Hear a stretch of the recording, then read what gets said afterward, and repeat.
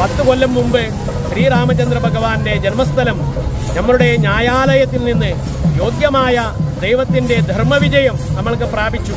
അതിൻ്റെ അനുഗ്രഹത്താൽ ഈ അയോധ്യയിൽ ശ്രീരാമചന്ദ്രൻ ജനിച്ച സ്ഥലത്ത് തന്നെ ഭവ്യ ദിവ്യമായ രാമമന്ദിരം ഇന്ന് യോഗ്യമായ ശുഭമുഹൂർത്തത്തിൽ അഭിജിത് മുഹൂർത്തത്തിൽ ശ്രീരാമചന്ദ്ര ഭഗവാന്റെ പ്രതിഷ്ഠാകർമ്മം ഇന്ന് നടന്നു.